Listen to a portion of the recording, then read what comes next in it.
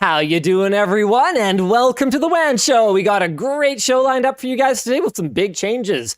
New banner. Our producer, Jake Bellavance, now has a microphone. Hello, everybody. Hey, how about that? And we have a lot of great topics for you. First up, the end of the GPU shortage is nigh! Knock on wood, of course, because the last thing I want to do is jinx this mess. Also, we're definitely going to be talking a little bit about the video that went up yesterday. Yeah. A lot of people had some questions about how that particular mess came to be.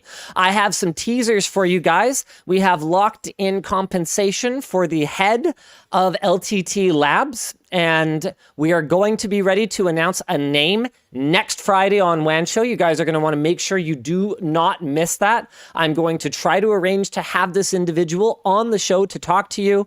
I've got some hints for you guys, and I would love to see if any of you get it right. So we'll be talking about that a little bit later. What else we got today? Apple, Meta, Discord, and more tricked into giving user data to hackers posing as law enforcement. $0 in the chat if you're able to guess who it is, because you probably can.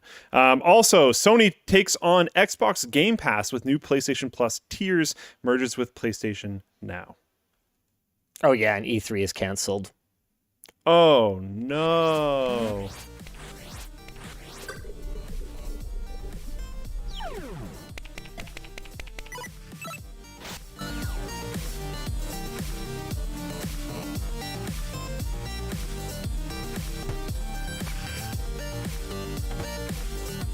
The show is brought to you today by Squarespace, Extra, and Wealthfront. All right, obviously, we're going to have to jump into our first big topic today, the end of the GPU shortage. That's right, good news, everyone! The shortage hellhole that we've been living through may finally be coming to a close. It seems that there are GPUs available at a number of stores, multiple SKUs of GPUs in stock, multiple price points. I mean, the pricing is still a little wild, but ASUS came out and said they are dropping the MSRPs of their GPUs substantially. And it would seem like if there are enough GPUs around, people are going to stop paying exorbitant prices to scalpers, which means that competition, things should start to get a little less wild.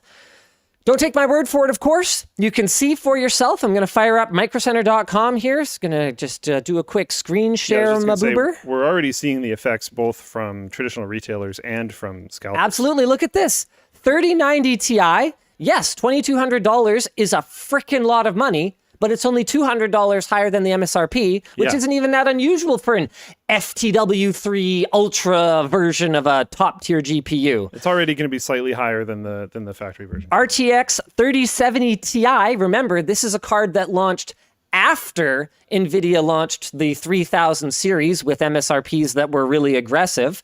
So 3070 came in at $500 MSRP. Now the Ti version is going today for, okay, $200 more. So is it a little inflated? Yeah, but it's not crazy, you know? It's not as bad as it has been. Yes, it's an exactly. improvement. It is better. Exactly, man. And you know what? I feel like there's going to be a lot of people out there that are going, yeah, Linus, whatever. We know that you're running a 3090 and you can, conjure a card if you feel like it. Yeah. Or no, I agree with them. Whatever, Linus. But here's the thing, guys. Okay, I actually bought more cards during this period than I ever have had to before. It's true. Why? Because we decked out the editing den.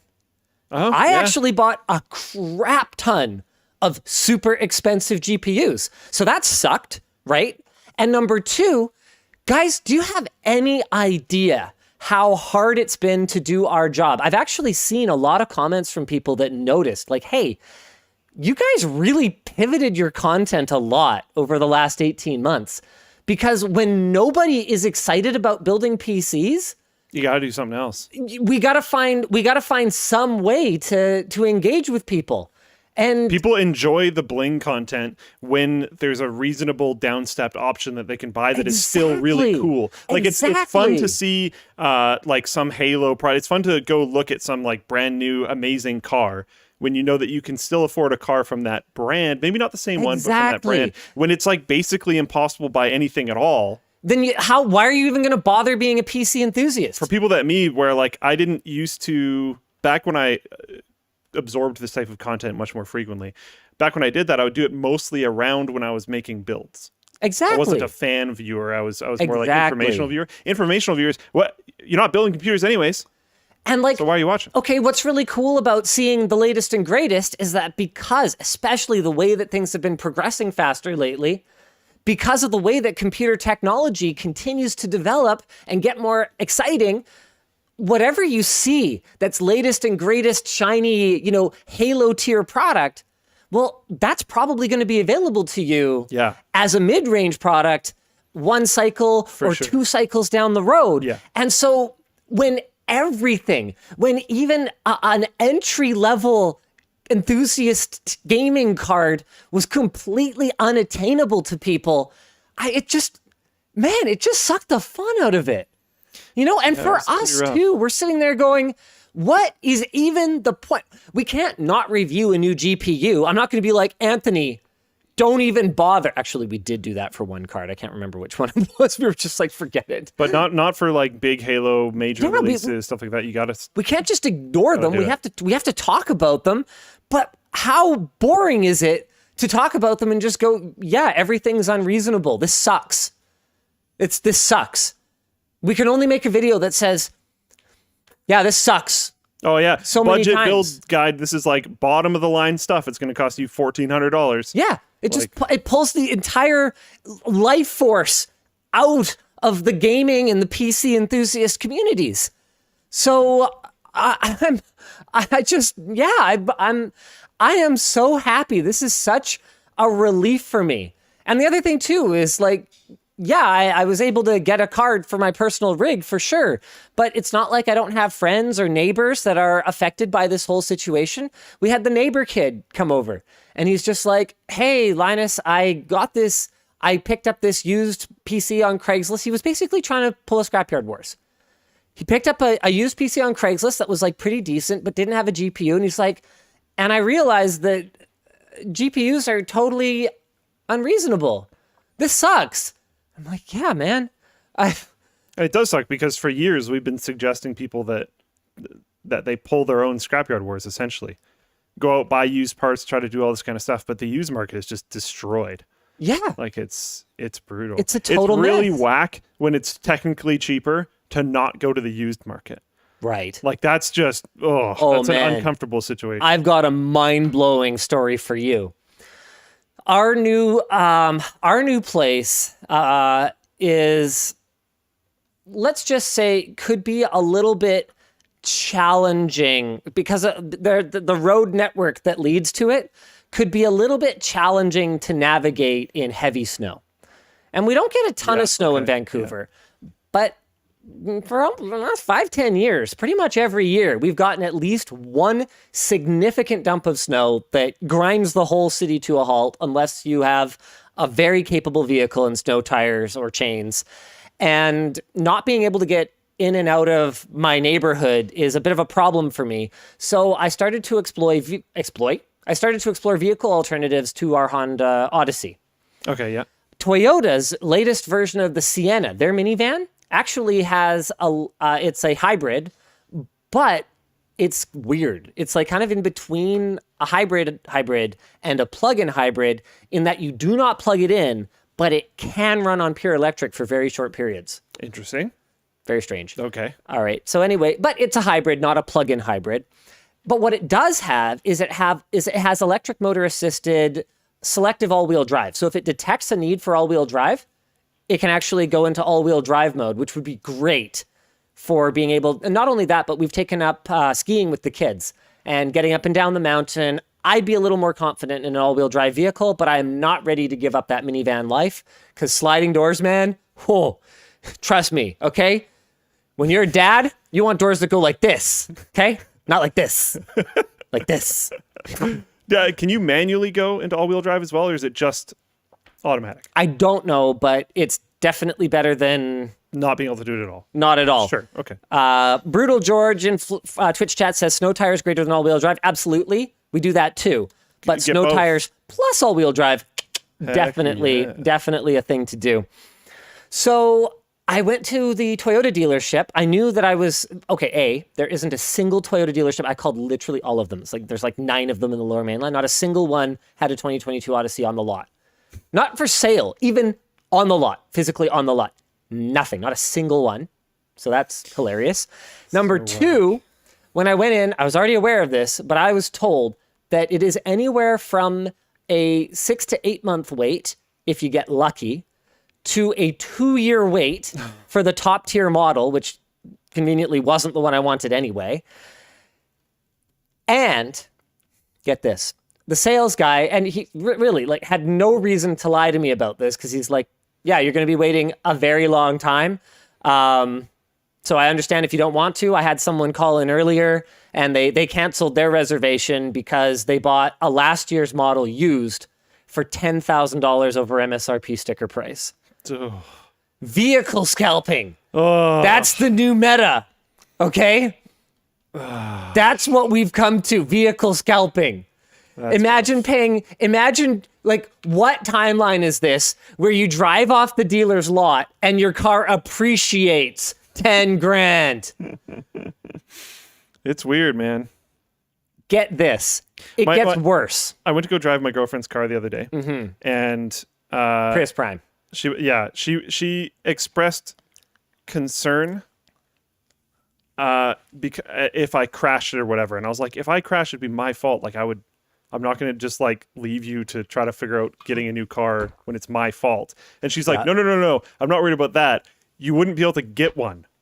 And I was like, oh. So when I went shopping for the car for my aunt and uncle, they settled on the Mitsubishi Outlander plug-in hybrid. Okay. And because I told them, I was like, look, I know you're not comfortable going full electric like Yvonne's parents, because we did cars for both of them. They've both done so much for us over the years, and it really felt like it was just the right thing to do. Both of them have done so much childcare. They'll go shopping. They'll spend $400 on groceries for us, like load us up on, school lunch stuff and everything we need, and they'll like not take money from us. So it was time to give back. Anyway, the point is, I told them, look, I understand if you're not comfortable going full electric, if you're kind of not ready for that paradigm shift yet, but trust me, you want something plug-in hybrid, I'm not going to let you buy something that's just gas. And I had some people who were quite critical of the way that I ultimately steered them, and that they steered themselves. Like, we went to see a lot of different options, full electric and plug-in hybrid, and they settled on the Mitsubishi Outlander plug-in hybrid, and people were like, oh, a Mitsubishi. I tell you what, right now, they are laughing. With gas prices being what they are, and get this, at the Toyota dealership, morbid curiosity. I asked, because this was one of the other vehicles they were considering waiting for and they were looking at. I asked, what's the lead time on the RAV4 Prime? Guess. 1.5 years. Oh, you're not even close, Like, Mr. Lafreniere. I'm way too low? Oh, you're way too low.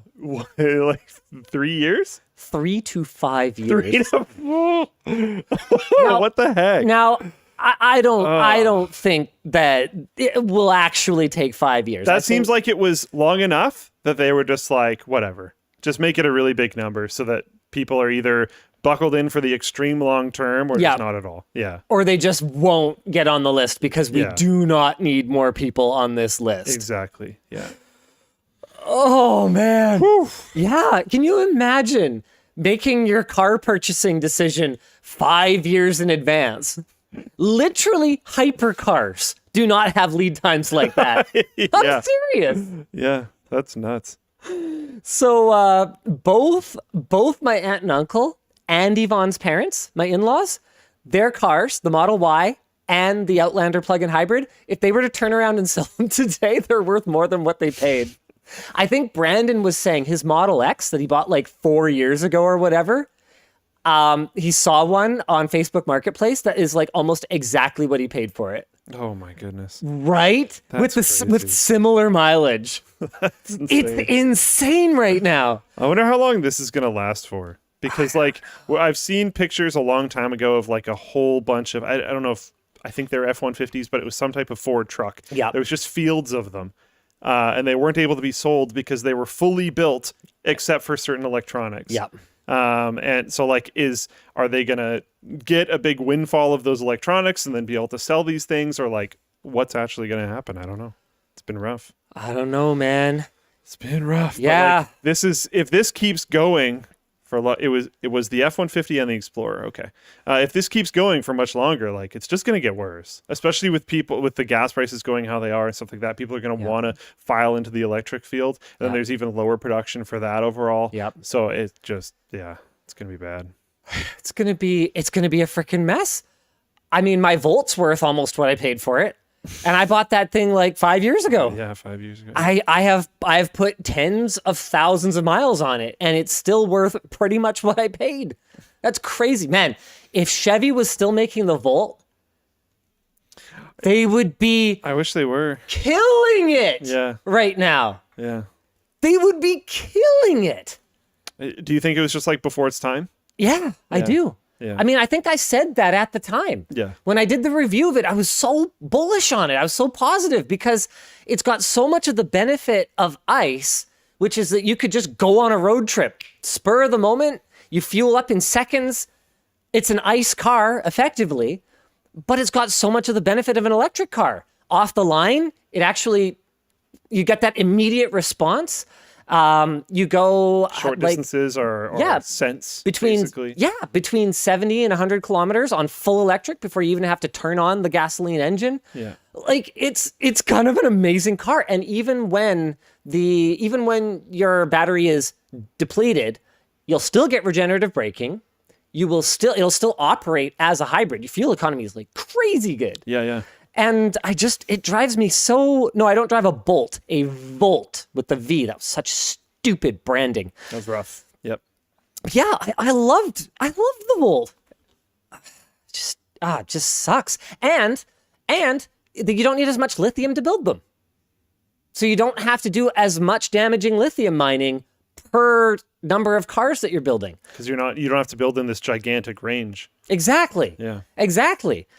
I love the idea of hybrids, and I know Canada has announced like they want 100% EV sales by, I think it's like 2035. This isn't in the doc, so I might get something slightly wrong. And they have like percentage targets moving up to that date and all this kind of stuff. And I was looking at that, being like, yeah, like EVs sound really good. That's a lot of production overhaul to finish. And I know there's 15 years, whatever. It's still a lot of production overhaul to finish. Yeah.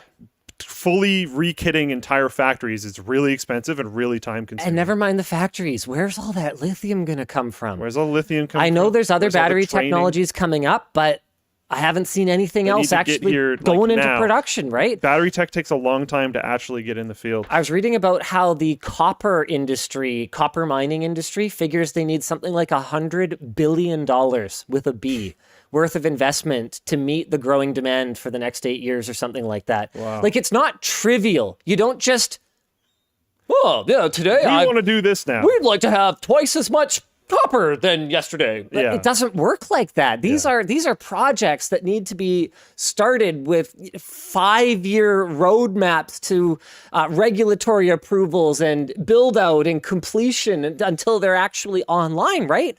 It's not trivial. Yeah. But I was reading that, kind of looking at it, just hoping, but I don't think so, that they're actually including plug-in hybrids with that. But I don't think they are. I think they want pure EVs. And I'm like, that doesn't seem great. I'm far more interested in a plug-in hybrid. I don't know. Me too. I love it. If I was buying a car right now, I would be aiming at a plug-in hybrid. Yeah, when I was telling Luke, I was thinking of getting myself like something stupid, get a Taycan, or remember the crazy hypercar we talked about? Yeah. It had the Navara. The name's easy to remember because it's pretty close to what my wife said to me when I asked if I could have one. That's pretty good. So Luke was like, "Hey, are you getting rid of your Volt?" Yeah. It's interesting. The only reason why I didn't really is that I just drive so infrequently. Yeah, that's fair. But that's what the Volt's perfect for. That's true. The maintenance is like way less. You don't spin up that gasoline engine except, I just wasn't sure like how much I'd have to pay. Like if I sell my car and buy that one, like how much is that loss and blah, blah, blah, blah. Yeah, there's taxation and all that ugly stuff. Chasing Soul says, Remek never going to have one. Yeah, pretty much. I hear ya. Hey, is it not fun to dream though? You know how much that thing goes for? Too much. 2 million euro. Yeah, too much. Yeah, that's one way of putting it. Anyway, looking at 3dcenter.org, we can see there is the biggest availability and lowest prices on GPUs in 2 years, and the prices will have to drop further for the cards to keep selling. In addition, the previous American administration's stupid tariffs were lifted, and ASUS GPUs are set to drop by 25%. So here's the discussion question from Alex Clark. Do you think prices will actually stay down? I'm a bit concerned that NVIDIA, AMD, and everyone else, so Intel, I guess, is the everyone else in the GPU market, has realized that people will pay much higher prices for GPUs than they originally thought. I think we were already seeing this trend. I think we've been seeing this trend over the last like 4 or 5 years. 5 years? I mean, I'd say we've been seeing this trend. The first time we saw a $1,000 GPU, if I recall correctly, was the 8800 Ultra. And that was over 10 years ago. And so the idea of 1,000, and remember, that was $1,000 MSRP, so FTWs and whatever, they were $1,100, $1,200. What year did Intel do that massive jump on their Extreme Editions? That was with the...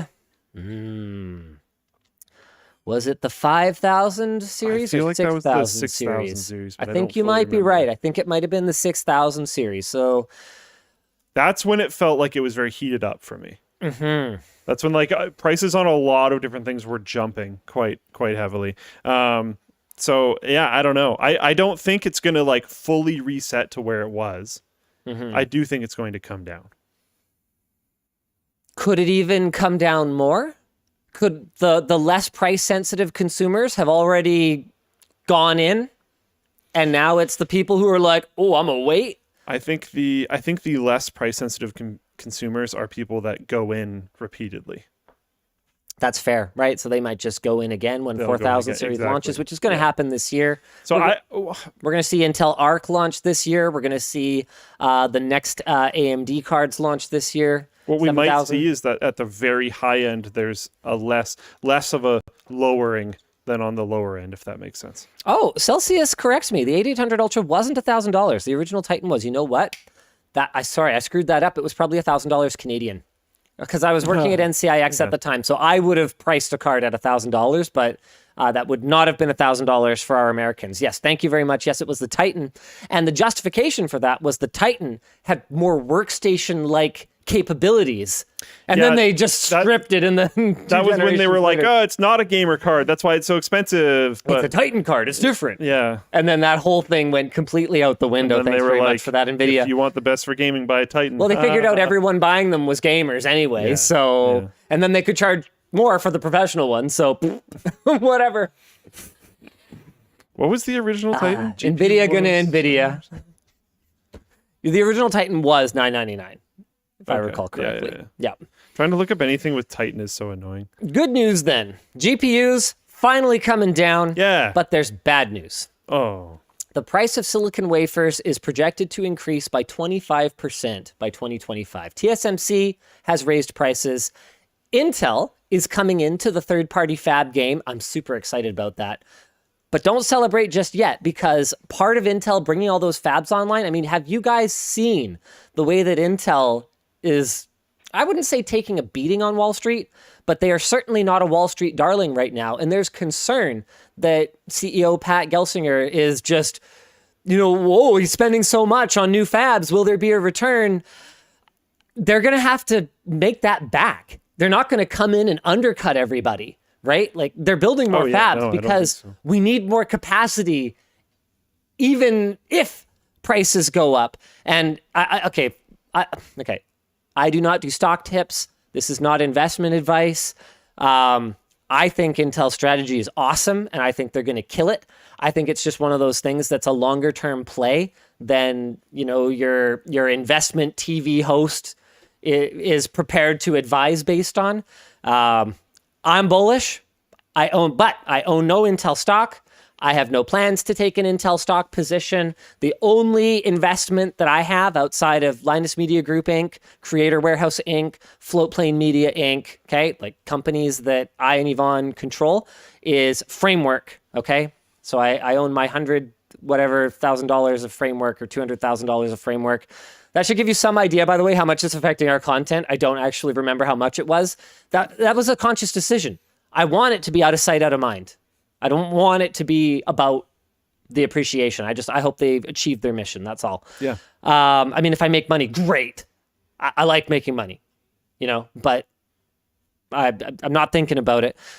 But I like what Intel's doing. That's what I have to say about that. But bringing fabs online when there isn't enough capacity at other fabs makes sense. It makes sense, but it costs a freaking lot of money. Yeah. Man, this video still hasn't come out yet. You know what? I'm going to give you guys a teaser because those Intel fab videos, it's taken a lot of layers of legal review. Okay, a lot of rounds of blurring and small edits. But they showed us, this is crazy. One of the construction projects that they have going right now, they literally built their own concrete factory on the corner of the lot because they were going to need so much concrete that rather than trucking it in, they just make it there. Okay. Big brain, okay? Hey, man, gas is expensive. Oh, I love it. Guys, those tours are going to be wild. Don't miss them when they finally get uploaded. It'll happen eventually. Anyway, there's more bad news. As more foundries are getting built, in Europe and the US, there's greater demand for wafers, but the wafer-making companies don't have plans to expand as quickly as the foundries are being made. Yep. Oh, that's a big problem, right? The supply of actual wafers. Oh, balls. Currently, almost all wafers are sold through 2024. And some suppliers have said that all their wafers are sold through 2026. So for those not familiar, the wafers are cut from the silicon ingots, which are these giant, like 150-pound. Okay, that's in the videos too, but we actually show a full ingot. It's crazy. That's really cool. Yeah, it's wild. That's sweet. So they're sliced from an ingot, and they're these crazy, super pure silicon. It's not just like, just go to the beach, grind up some frickin' sand. There's your silicon, boys. Don't work like that.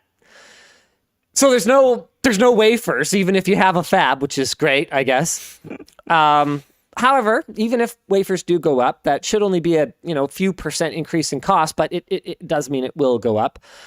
Anthony also says, hey, don't forget about neon. Recent geopolitical events have affected the worldwide supply of neon, which is an important material. It's a noble gas, okay? Important material in the production of microprocessors. And the biggest worldwide supplier of neon happens to be Ukraine. Yeah. So I think I speak for everyone when I say, fuck you, Putin.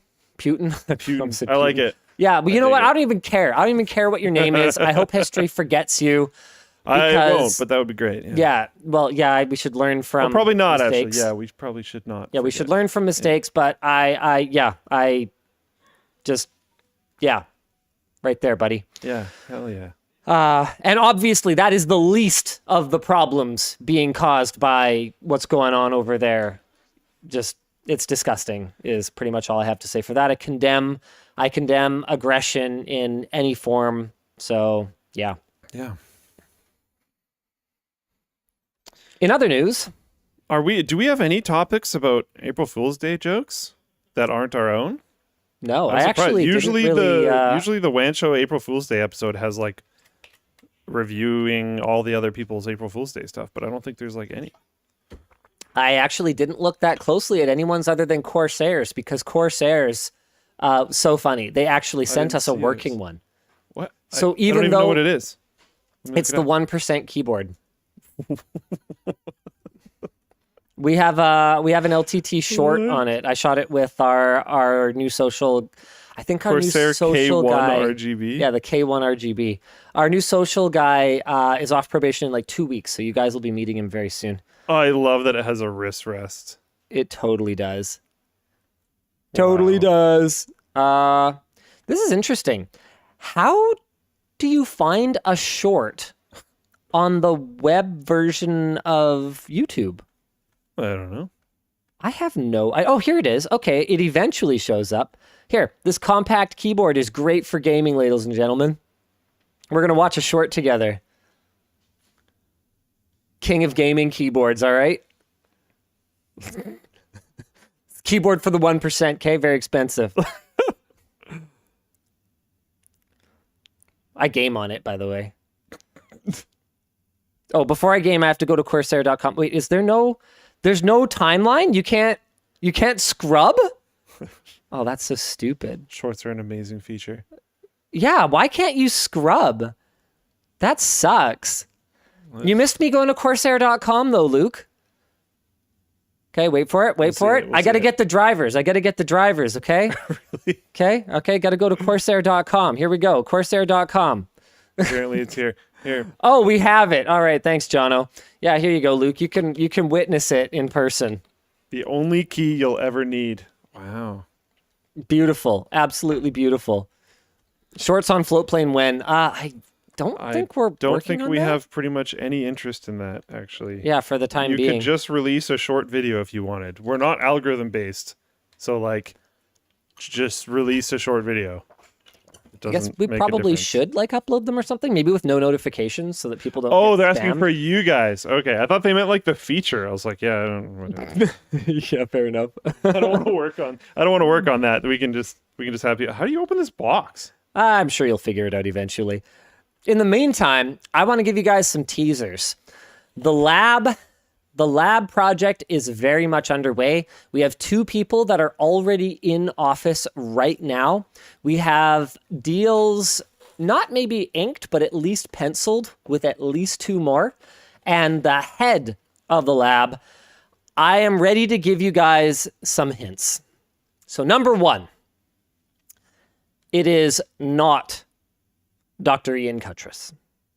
Ian already came out with a video on his channel, Tech Potato. You guys should go check it out. His new venture is called More Than Moore, and he's in kind of an independent analyst role.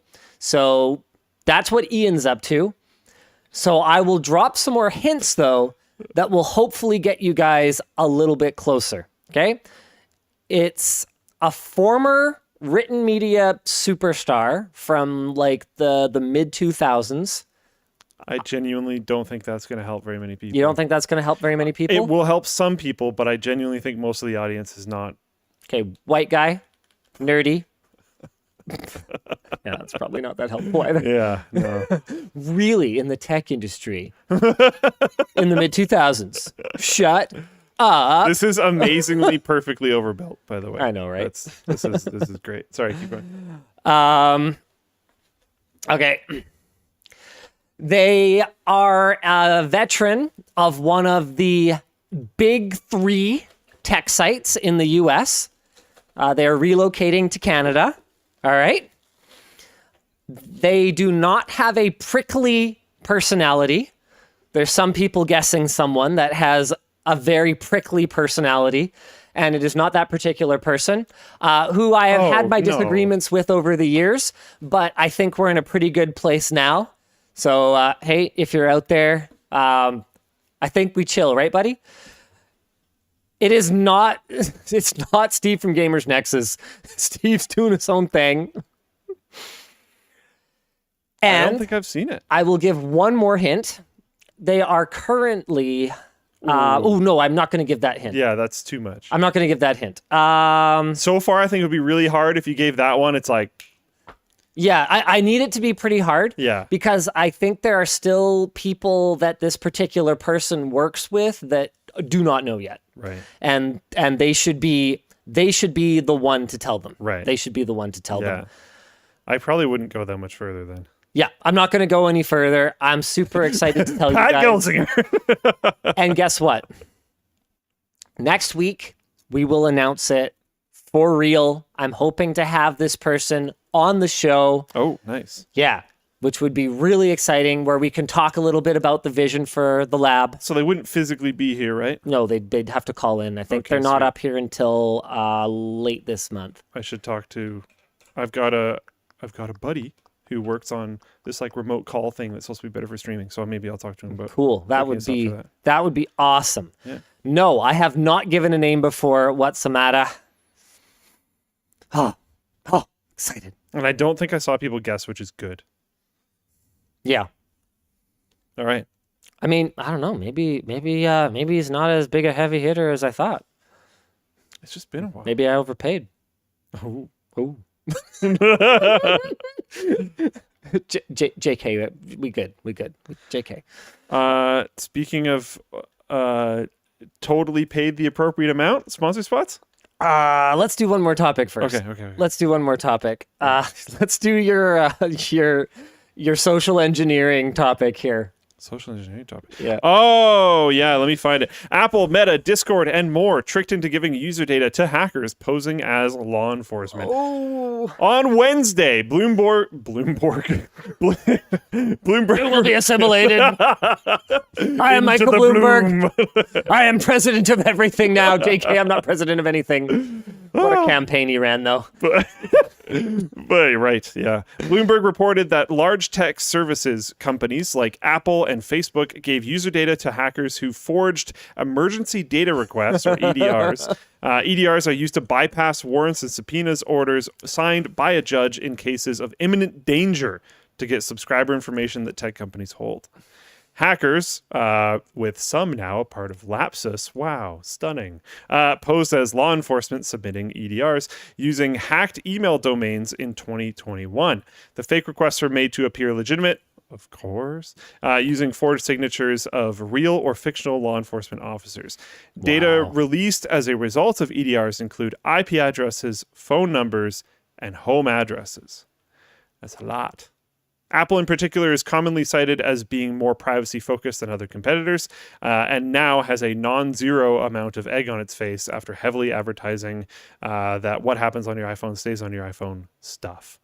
I mean, the second Apple agreed to have a data center where all their Chinese user data is stored, basically run by the Chinese government, you knew that what they were saying was just obvious horse. Yeah. So why do we even acknowledge Apple's privacy messaging at this point? Phones are not secure devices. None of them. Why do we? I don't get it. It's like their environmental messaging. Just fucking ignore it. Yeah. In one ear, out the other, ignore it. If you like the product, buy the product. But understand, you're just buying the product. That's it. Life is constant PvP. You have to understand that a lot of these companies, like they are paying an actively large amount of people to go against what you should probably be wishing for. Yep. And trying to fight you and push you into situations where you think differently in a beneficial way for them. Anyways, moving forward. In response to the news, Meta said, "We review every data request for legal sufficiency and use advanced systems and processes to validate law enforcement requests and detect abuse." Although that clearly didn't work. So that's a very interesting statement to follow that up with. 1 second. No.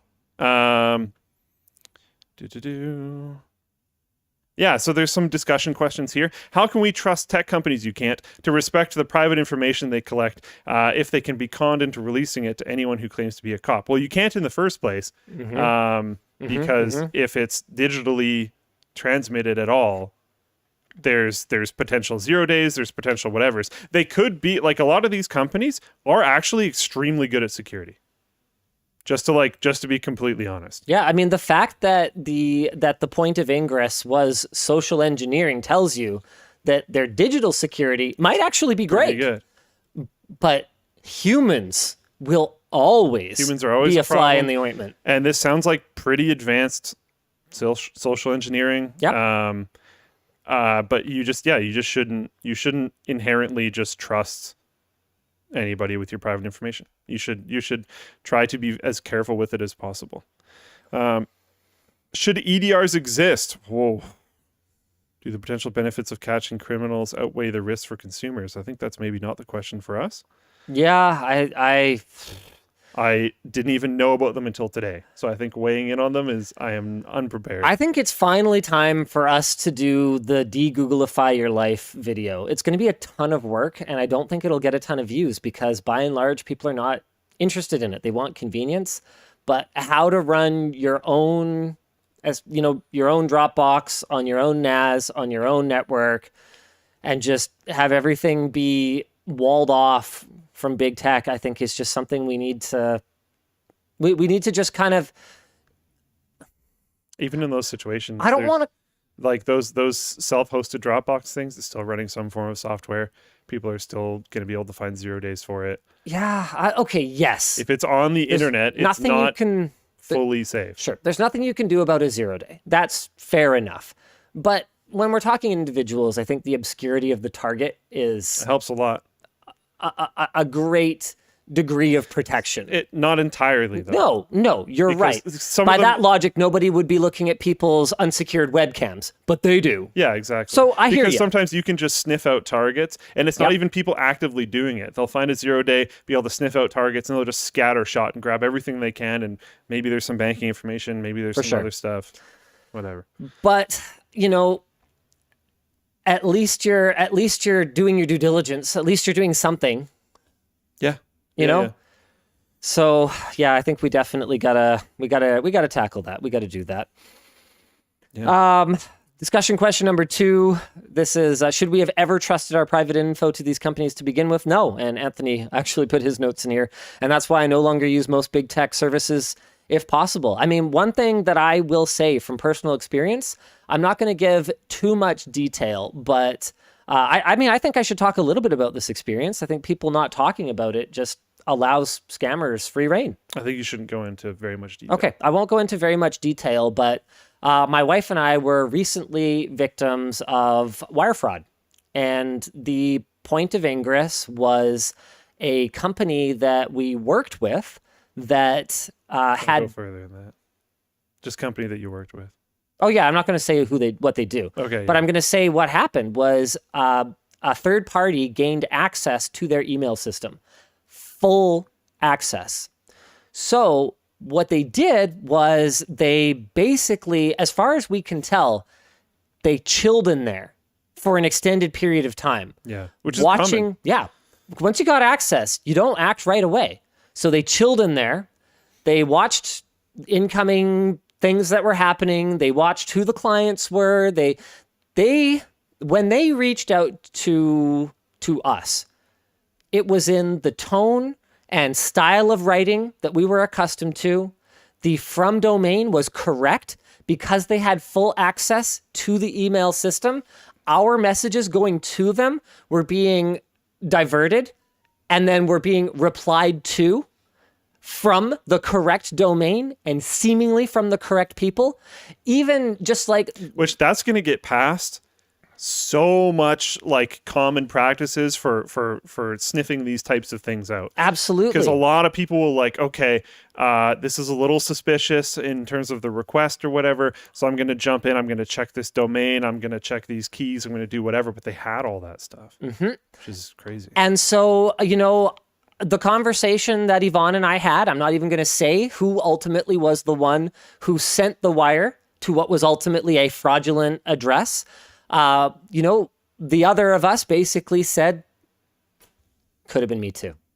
Could have easily been me. This is very sophisticated. Apparently this is called business email compromise. It has a name. Yeah. So there you go. And the good news is that through methods that I am not going to get into any detail, even though some time passed before we were made aware, we have been able to freeze the funds. And we are currently working through the fraud team X, some fraud team, and legal authorities on getting it returned to us. So our sincere hope is that we are going to come out of this without learning a very expensive lesson. But I will also say that we will absolutely be putting more measures in place for any wire that goes out, any payment that goes out, because a wire is very tough. challenging Yeah. to recall. It's basically like sending cash effectively. So Kevin Close in Floatplane chat says, wife and I work for a bank and we deal with this stuff more and more recently. Yeah, I basically, what I said when the thing happened was that I've never encountered a scam so convincing. This is so many tiers above, I'm a Nigerian prince locked in jail. All I need is for you to post bail for me and I will send you $1 million, right? Like that, this level of sophistication is very incredible. high. And the reason that I want to talk about it is that I have talked the talk in the past about how important it is for people who are victims of fraud and scams to not be ashamed and not keep it to themselves, because it's so important to get the word out there. And I feel like, even though I haven't given all of the details because I don't want to dox anybody, I don't want to get anybody in any kind of additional hassle, I've given you guys enough details that in your daily dealings, and if you share this story with other people that you know, hopefully they can put additional measures in place that will help protect them from it, because it was a really sophisticated attack. Yeah. And this technically actually does not solve all of the problems, but picking up the phone is helpful. They can change the phone number in the email. Done. Yeah, that's a fairly common thing, but try to by like one digit. Try to have the original phone number. Yep. Don't call the one that's in the email. That's right. Call the original one that you have, or the one that's listed on their website, which again can also be compromised. Yep. And this is a crazy thing, because they had access to the email, they had access to all their templates. Yeah. So everything was on proper letterhead. Yeah. And this was like a multi-dozen email chain going back and forth negotiating on this wire. Yeah. This type of stuff gets past a lot of the common practices to avoid social engineering problems. It does. Trackle says it's not that sophisticated. Compared to Nigerian print scams coming from some random email domain, yeah, writing in the style... It's pretty sophisticated. Writing in the style, continuing on with a current project that is already ongoing, picking up right where it left off with all the right names, all the right communication styles, email going back and forth correctly as far as the user can tell.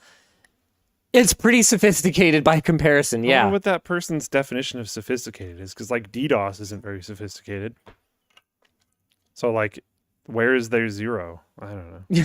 I don't know. It's I think it's just a little bit of sort of armchair coaching. Yes. Why did he drop that ball? I've done cooler stuff than that before. Yeah. So it's tough. It's tough. Kilvor says, can't you hold the company accountable? It's 100% on them. So it's a little complicated, right? We still need to work with that company, for one thing. For number two, assessing the blame in a situation like this is, I think, one of those things where it certainly wouldn't be as simple as full blame here or full blame here. We did send the wire. It is my belief that the notification to us could and should have come sooner, but that's something that would have to be settled in court. We could spend so much on lawyers that it ends up ultimately not being worth it. Yeah. And sometimes you can sue for your legal fees, absolutely. But what if this is a situation where the company just kind of goes, well, okay, well, we're bankrupt. See you later. Well, now who's going to pay our legal fees? Someone will. So it's challenging, right? Yeah.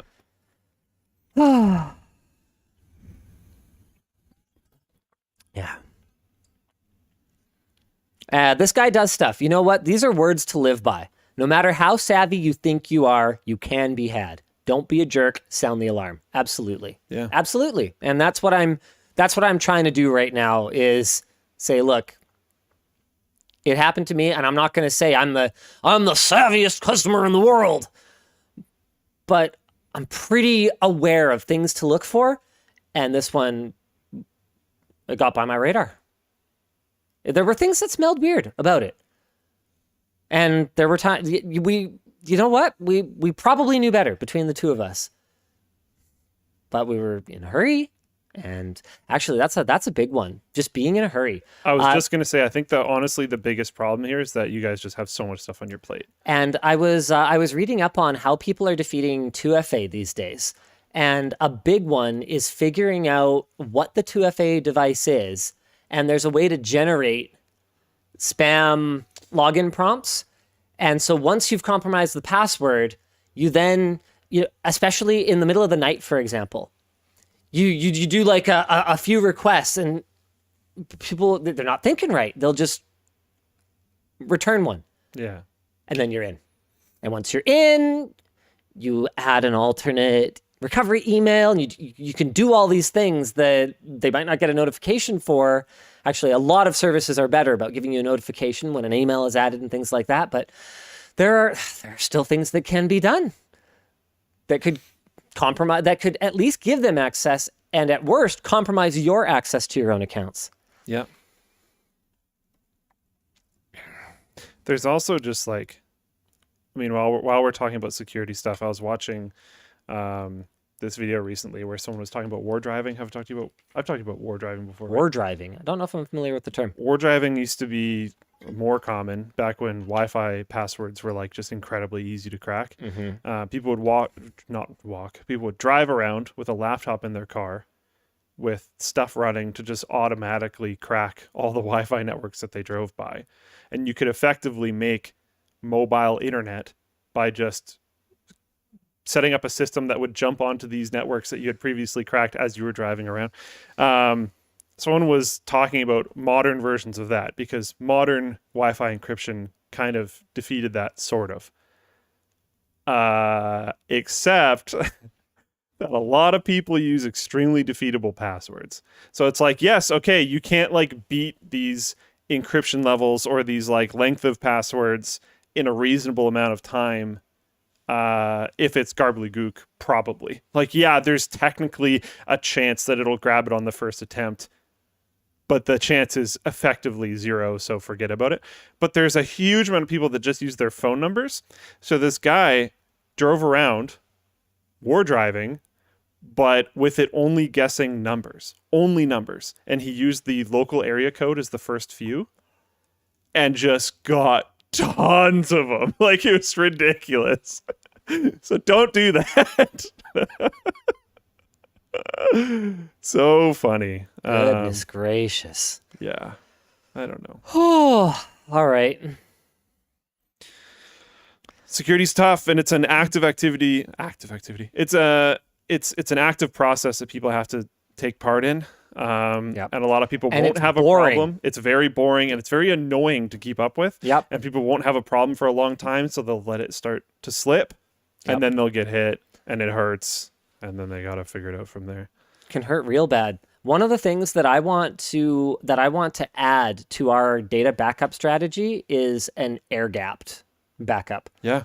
One that literally, or maybe like, oh, this would be kind of cool. Like, because we wouldn't try to do the vault. The vault doesn't have any backup. I don't care about that. But the real server, it would be kind of cool to have like 3 machines that are like physically air gapped, or like you, so you, man, how would you do this? Either physically air gapped, like with a robot freaking arm that like pulls the Ethernet cable out, or like, you go into the firmware of your switch and you actually disable the ports. So each of them is like physically air gapped for 2 out of 3 days. So you actually roll to 1.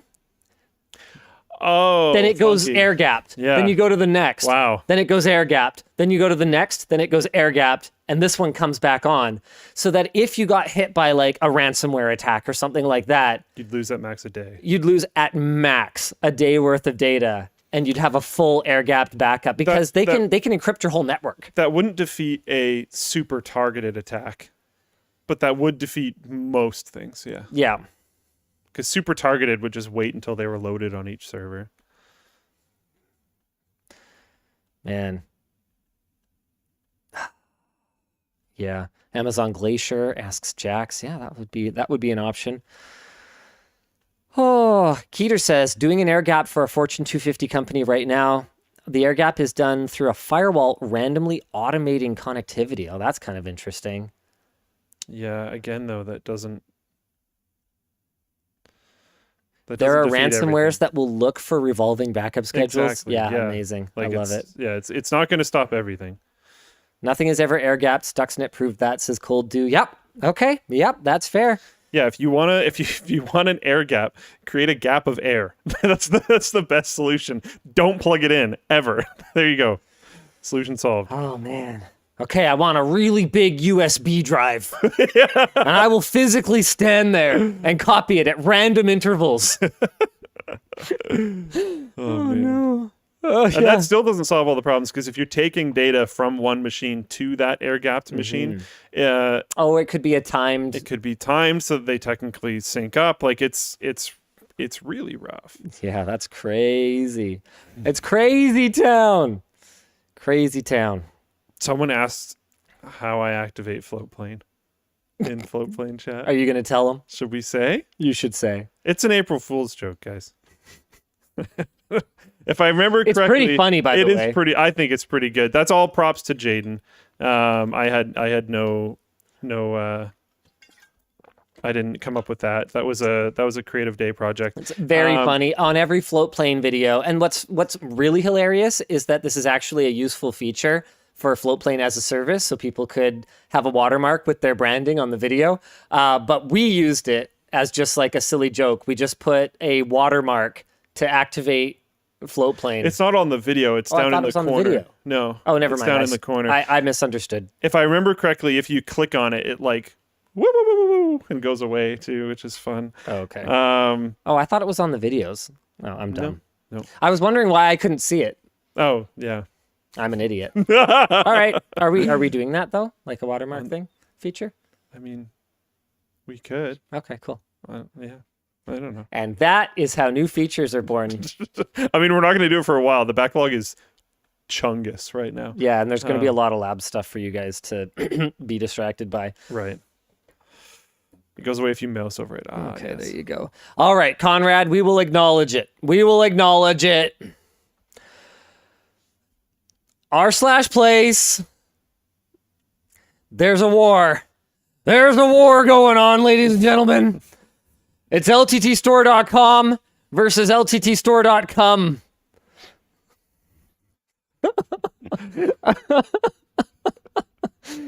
Oh my goodness. I guess that's all I really have to say about that. How does this even work? I was not familiar with this until our social media coordinator told me about it. Not sure.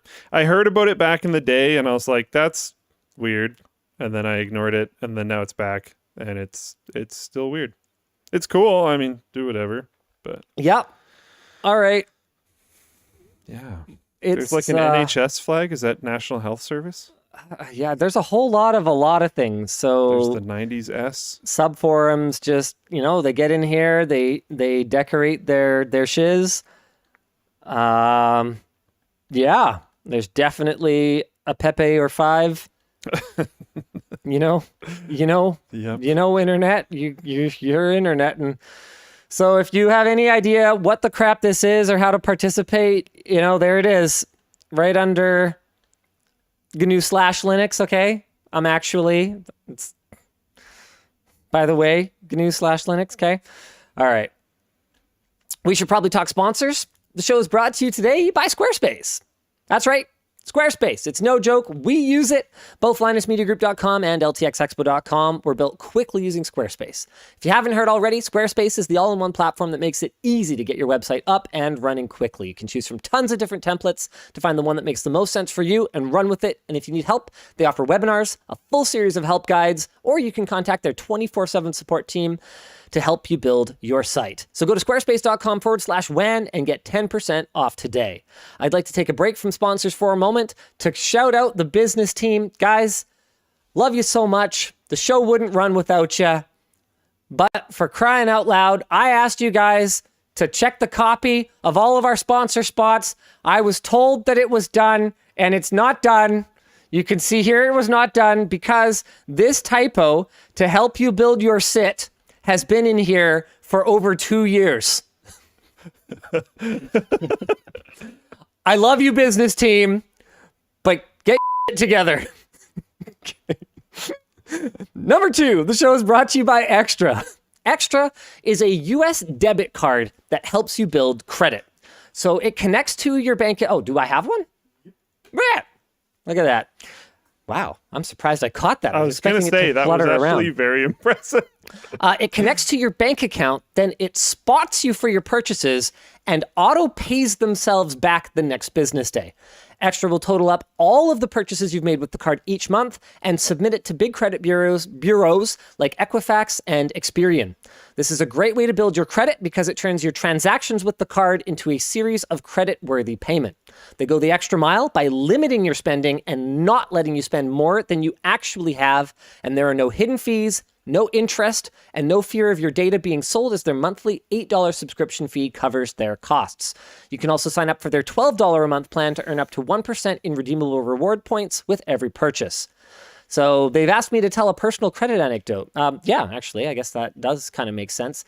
I have never been in a situation where something like this would have been what I needed. And the reason for that was that I had the privilege of having parents that co-signed with me when I got my first credit card at, I believe I was either 15 or 16. And the way that I used it was actually pretty much exactly this. I had only a $500 limit because I didn't want to put myself in a bad situation. I was working as a swimming lesson instructor and lifeguard at the time. Must have been 16 then, because that's when I started lifeguarding. So I only got a $500 limit. They actually offered me more. And I basically would buy something, and then I would immediately go home because I didn't have a smartphone because it was a long time ago. And then I would go home and I would usually put a few dollars more. Just to be sure. Yeah. I would round up and I would put that right back onto my credit card. If I had to buy something bigger, I would preload it. And then I would go to, it was always NCIX. And then I would go to NCIX and I would make the purchase. And then I would double check and make sure that it was topped up. I believe there was a 1-day delay, so maybe I did it the next day. But the point is that that's pretty much what this is, except that it's not a credit card. It's effectively just building your credit by constantly performing small transactions and then paying them back immediately. And I know that for a lot of our viewers, we actually started a new process for sponsor validation where there's a dedicated forum section now. Did you see it? Yeah. Okay, where we're discussing with our community sponsors that we are interested in working with or that we do work with, where we want to get real people's actual experiences with them, their thoughts. I already know that there are a lot of members of our community that are not really going to understand a product like this. And the first thing that I would say to you is you're probably not North American, for one thing. There's a very different culture around credit and credit cards in other parts of the world. Yeah. And credit works very differently in North America, and in particular in America, compared to a lot of other parts of the world.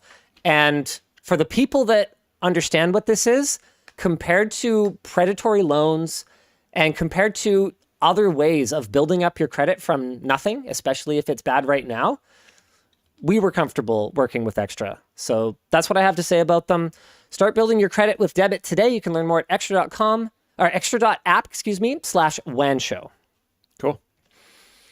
The show is also brought to you by Wealthfront. Wealthfront is an automated investment platform that builds your portfolio based on your risk tolerance to help grow your money long term. If you put off investing because you thought it took a ton of time and research, they've got great news for you. It doesn't have to. They make it super easy to get started. You just need a few minutes and $500 to open an account. You can set it up, answer some questions, and Wealthfront will take care of the rest, like using Spotify for like a personalized playlist built for your tastes. Or you can build your own portfolio with hundreds of investment options across tech, healthcare, real estate, and more. I'm not an investment advisor, but I will say that you don't have to Google very far to find out that trying to pick stocks on your own is basically just gambling. I will say that much.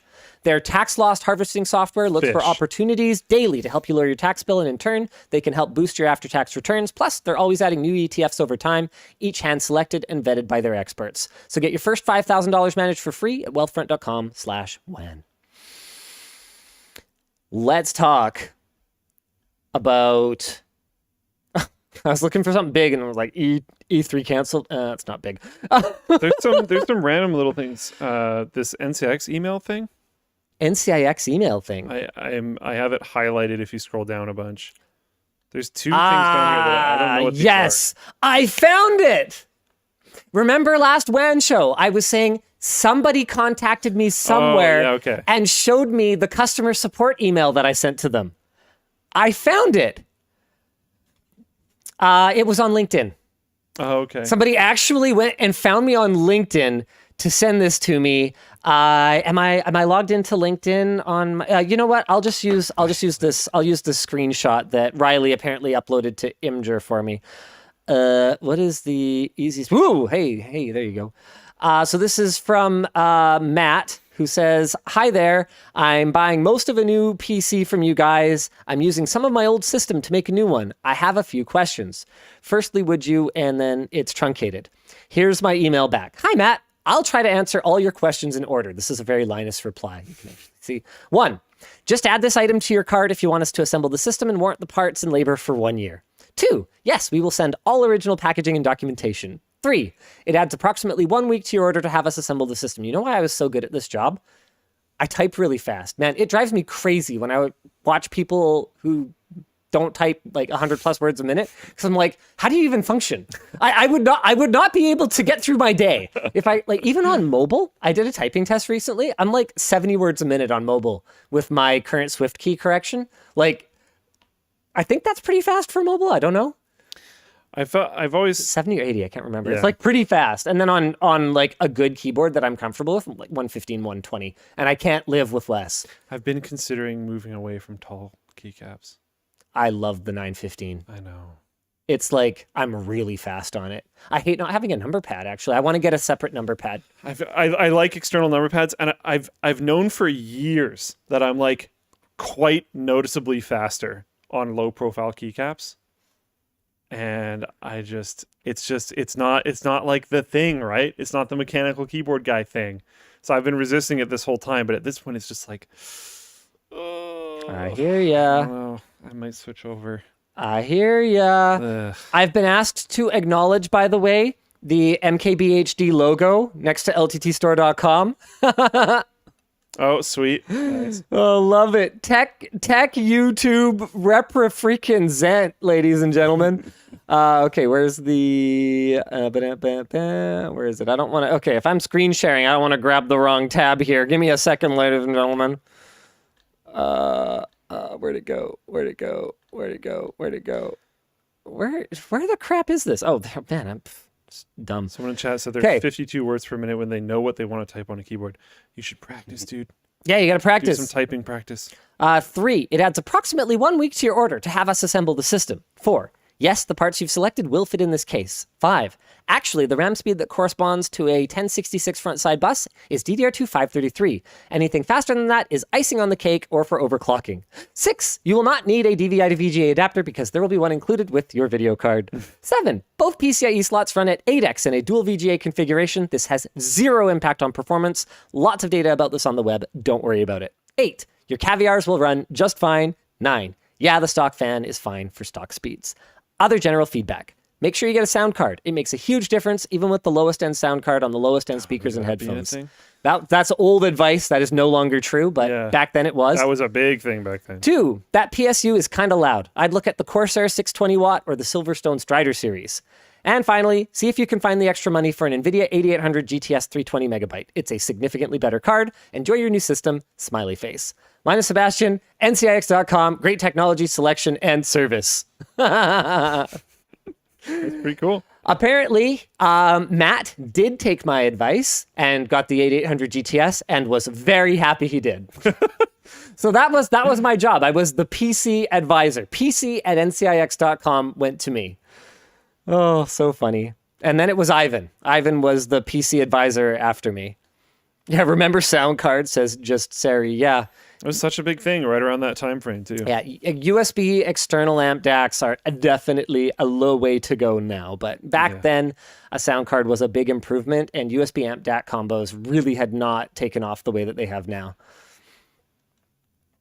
All right, I got logged out of the dock because Thanks, Google. Hey. You know what? Let's take this opportunity to do some merch messages. Okay, sure.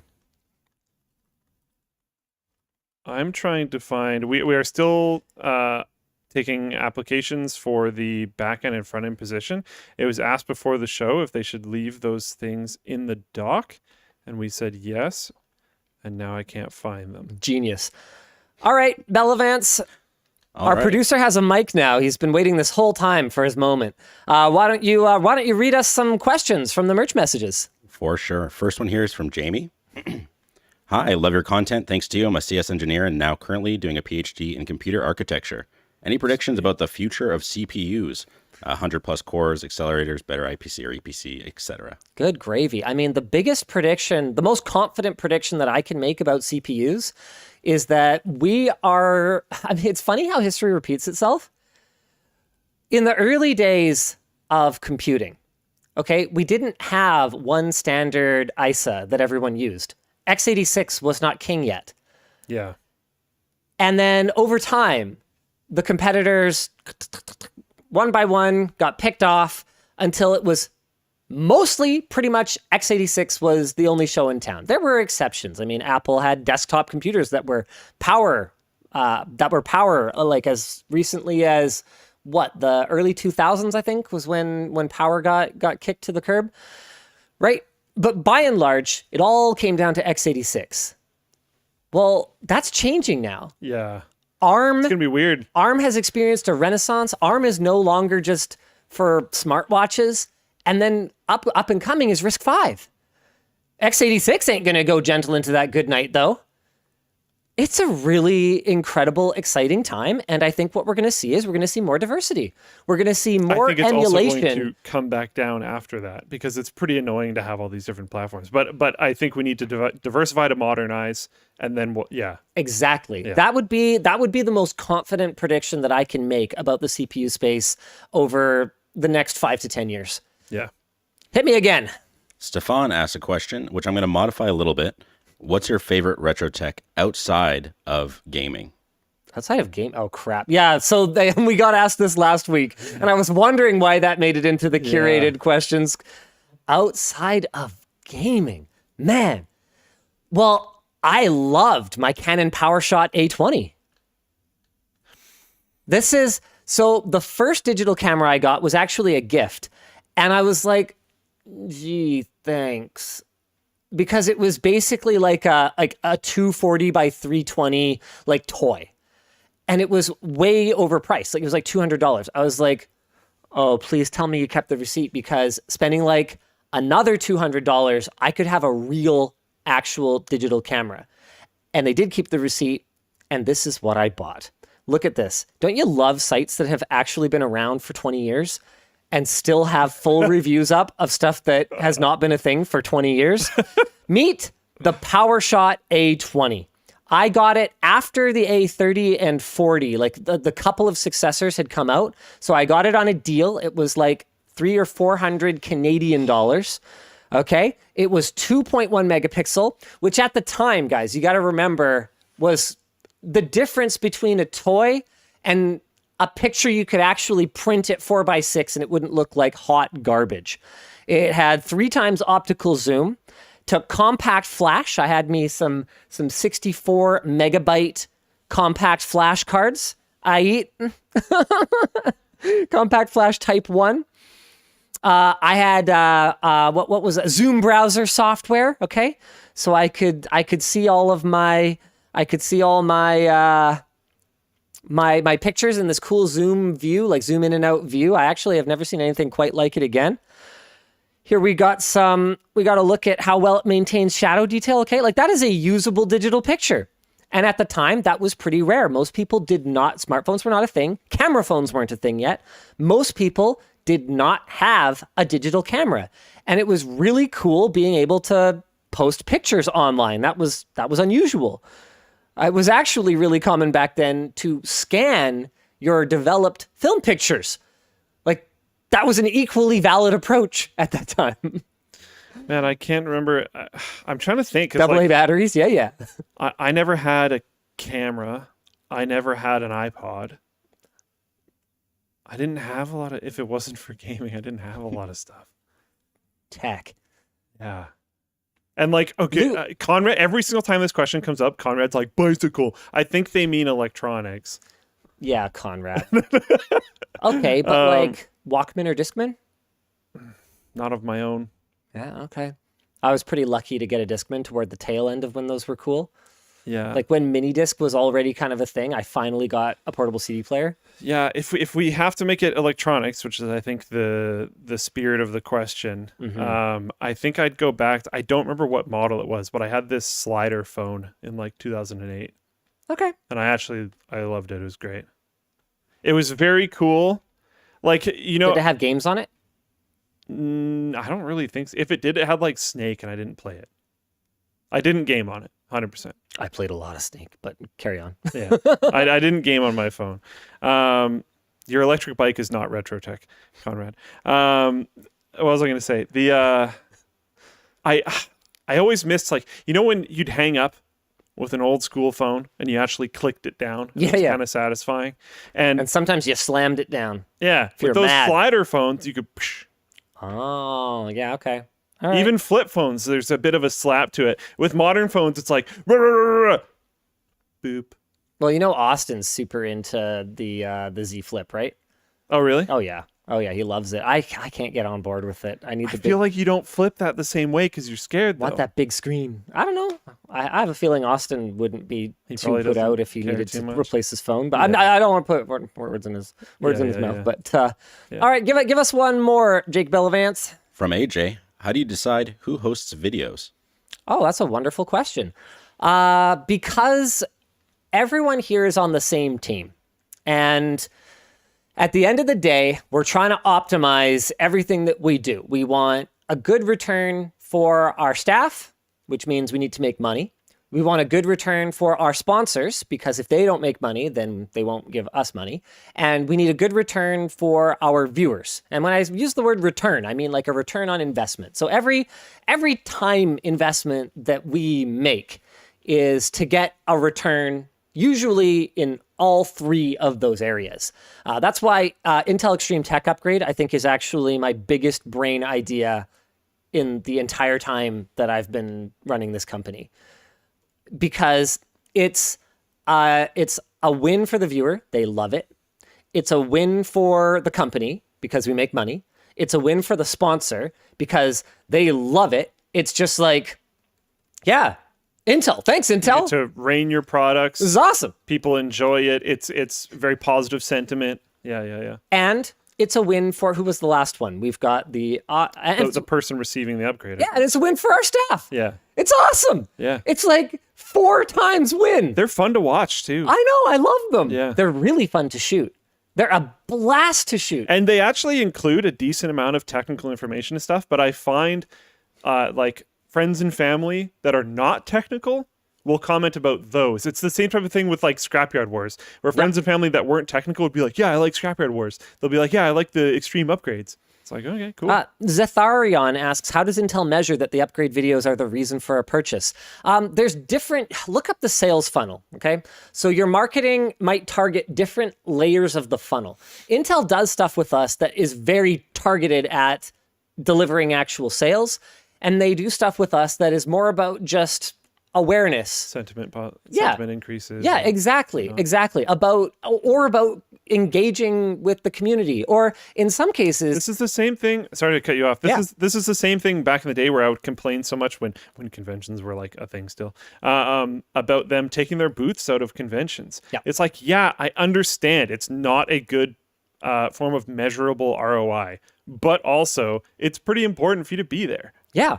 And so this is, and one thing that's really gotta cool do it. is that, you know, if I was Intel, I think one of the biggest values that I would see in it is all the different ways that their tech gets used. Yeah. I bet there are executives at Intel that are like, oh, that's interesting. I guarantee you they are, Yeah. based on some information that we've Yeah. had in the past. And that's really cool. So everybody is winning. That's why I think it's just like one of the most amazing ideas. A lot of the time, the ideas that are come up with here are not mine anymore, right? We've got a big team. We've got a lot of smart people. We have over 100 years of YouTuber experience under this roof. How many people could say that? It's crazy. It's crazy, right? Yeah. And so, okay, how do we choose who hosts? Well, we're all on the same team here. We're all out to maximize return.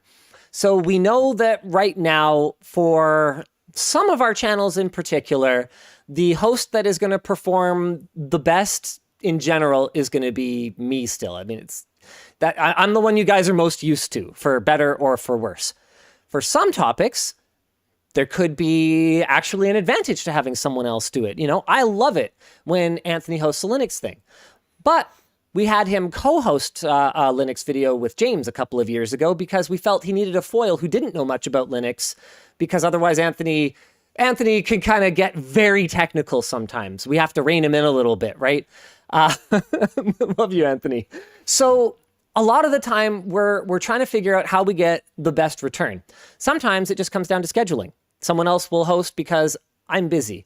Or sometimes it's about development. Sometimes we'll have, there's one of the writers in particular that James and I are really wanting to get more comfortable hosting things on their own.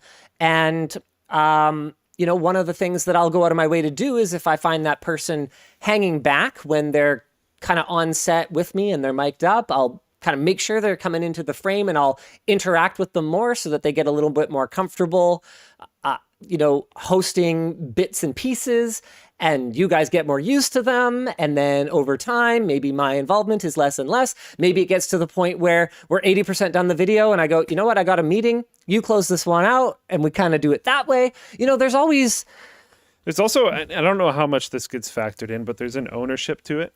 If you write this video, seeing it through to the end is satisfying. Absolutely. And might make you care more about future videos, etc.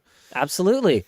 NZLION says, Alex was really awkward at first, but I really enjoy his enthusiasm on the videos he fronts now. Exactly. Here's the thing, guys. What we do is not that easy. If you think it's easy, try and do it. It's not. And even with what I consider to be really excellent internal resources, you know, that people can reach out to for help. I wish we spent more time on training, to be honest with you. You know, we want everyone to be their best. Even with that, it's hard to do. I mean, Luke can speak to that. Your early hosting stuff was awkward. Mine was awkward. Yeah, I didn't really intend to be a host. It takes time. I was not ready for that, and it took quite a while to kind of develop my voice and hosting style and whatnot. And a big part of it too is that, you know what?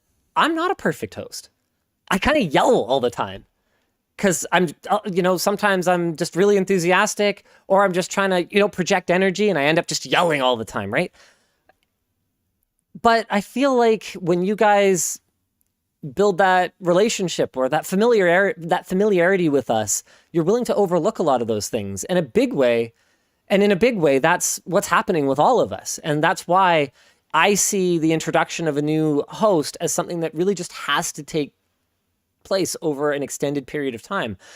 So there's some strategy to it. There's some just logistical elements to it. There's you know, sometimes there's people's own motivation, right? There's a lot of reasons. Sense. Yeah. Okay, why don't we do a big topic? We can talk about also Sony. 7. Oh, how long have we been streaming? What the gravy? We've been live on the WAN show for an hour and a freaking half. Okay, E3 2022 is canceled. Big surprise, says Anthony Young. Great. Samsung is the latest company to partner with iFixIt to provide official repair tools and parts. That's so cool. Super cool. Self-repair program that will give Galaxy customers access to parts, tools, and guides to repair their own devices. That's awesome. The program, as with Microsoft Surface devices and Valve Steam Deck before it, will be done in partnership with iFixIt, and the first phones to have spare parts available are the S20, S21, and Tab S7 Plus. iFixIt is actively writing fix guides, and the parts list includes initially displays, back glass, and charge ports, but no mention of batteries initially. Very interesting. Kyle Weens told The Verge that the display assemblies would come with batteries pre-glued to them because without peel tabs, the only way to get them off normally is with a lot of isopropyl. Interesting. Maybe we will continue to see this improve, we hope. That would have to be on the repairability side of things, I think, though. Apple rolls out an App Store policy allowing reader apps to link to their website. This could be pretty good for Floatplane. Hopefully. We hope. We'll see if they just block it anyways, but yeah, hopefully. And How to Build a PC, the last guide you'll ever need, is delayed to next weekend, but this time it's for real. It's finished. The last writer review is done. It's only missing a final QC pass, but it will not be possible to do before this weekend because it will take 2 hours. Because it's about that long. Oh, wow. You must hear this. Bell, how much of a producer are you actually? Do you have a way of muting us? I can, yeah. You can. Okay. This is really funny. There's a song, and I would like, if you guys have like a Spotify or YouTube Music or Apple Music subscription or whatever, you guys can listen along with us, but we're going to mute it. I'm going to press play. We're all going to press play at the same time, okay? It's by the Mome Boys, M-O-M-E Boys. It's called Still Beat. I will let you guys look that up. You got 30 seconds to get your phone or your web browser open or whatever. We're going to listen to this, and Luke and I are going to listen to it. We're just going to mute ourselves till we get to the moment, and it'll be very clear what the moment is. And then Bell's going to kick our audio back on. Thank you, Jake. I think that's been enough 30 seconds. This is the Mome Boys. It's called Still Beat, M-O-M-E. Yep. Okay. Are you ready? 3, 2, 1, let's go. I don't want a copyright strike.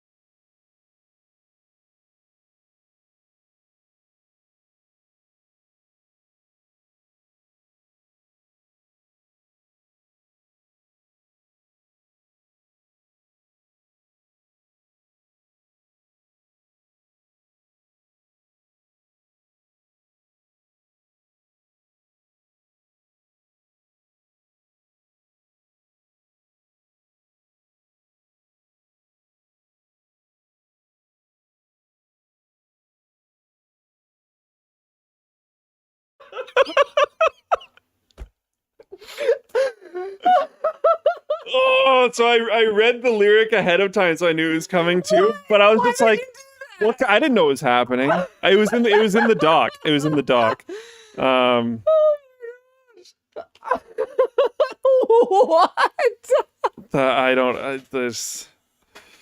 It fit in the song, which is kind of amazing. Like, it actually sort of worked.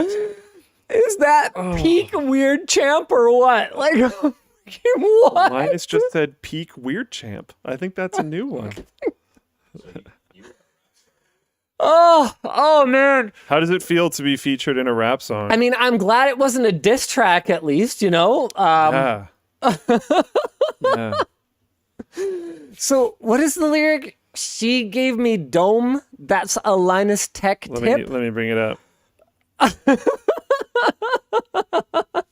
She gave me brain. Brain. Sorry, brain.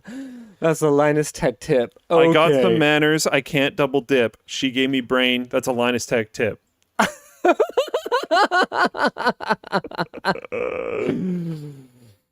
Woo! All right, so hey man, that's the thing that happened today. Someone alerted me to this 2 days ago, and I was saving it so that I could show you on the WAN show. Yeah, I didn't know what it was, so I clicked on the Twitter link that's in the doc, and then the lyrics just right there. So I was just like, what? So this isn't even the first one, because there's a Kanye cover where someone used an AI of your voice to cover a Kanye West song. Okay, that's a cover though. This is an actual song by, as far as I can tell, an actual artist that has actually published like multiple albums and stuff. Like I was listening to this going, what? Yeah, like, doesn't this song actually have like, it has a million views. Wow. Apparently it's 2 years old. Yeah, like this is not new either. How did nobody send this to me until now? Pretty surprised. Yeah. Unbelievable. All right. It's time to acknowledge the April Fool's video. Okay. The biggest question that I think everyone has been asking, and Why first there of all, wasn't a cheese sponsor. First of all, that's one question. Let me tell you guys, thank you very much for A, supporting us, and B, sharing our deranged sense of humor. Yeah, we did need a lot of support in order to launch that coin. We thought it was very funny, but like with any like kind of, April Fool's, it's hard to tell. Gag video or whatever, right? Yeah, you never know if you've kind of gone too far off the rails. Especially now that YouTube doesn't show dislikes. That video looks legit AF because it has 93,000 likes. People can't see that it also has 9,000 dislikes. I can see that. So I wanted to thank you guys for your support. Sharing our sense of humor and watching the video and enjoying it. And then I also want to thank you for your support because the answer is yes. Every sponsor actually paid. That's a very valuable April Fool's joke. I think that might have been the most profitable video that we have ever uploaded, which is hilarious because it was one of those ideas. We have a doc of April Fool's ideas. It is the holiday that as a company, I think we take most seriously from an external point of view. Like we have a Christmas party every year and stuff like that. But like we have not missed April Fool's for 8 years. Yeah. 8 years. And some of the early ones were pretty low effort. But I think the last 5 or 6 have been freaking hilarious. We have so much fun making them. Riley is an evil genius.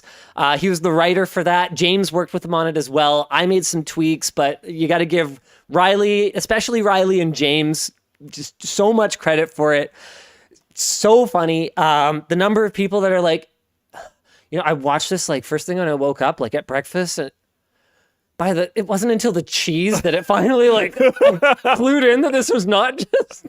There's people that didn't get it, as far as I can tell, that are legit mad. Yeah, think we, that happens every time. Like I've told a few people, but I was talking internally about the two that my team did, because we did one on LinusDetectives.com, which is the forum, changed it to Comic Sans. Yeah. And we did the one on Floatplane that we talked about earlier, where it says like your Floatplane is not activated. It's supposed to look like the Windows logo. And I told everybody on the team, like, there is going to be bug reports about this.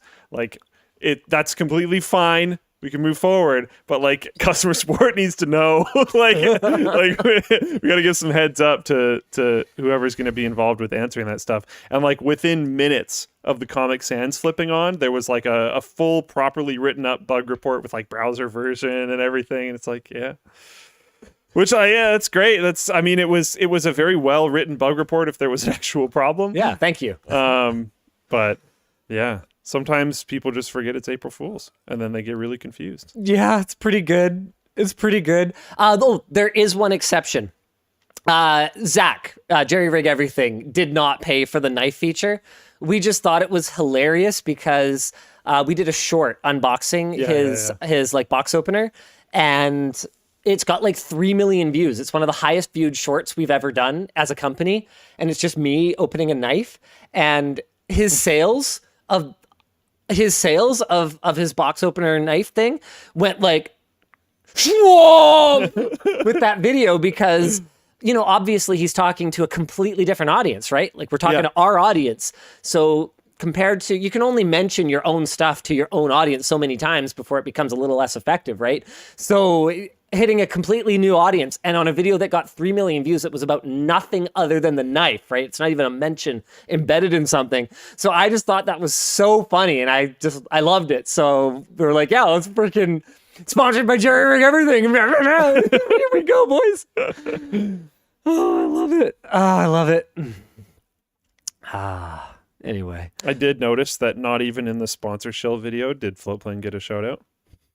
Sponsor shill video? Yeah. April Fools. There's no Floatplane shout out. There's an LTT store one at the end. All right. Oh, I'm sorry. We did a really good shout out for you guys in $1 Million Unboxing Part 3. Oh, sweet. Okay. Nice. Yeah, and should I tell them? No, not yet. Let me make sure it's actually going to work. I'm going to tell them. You'll make it work. What?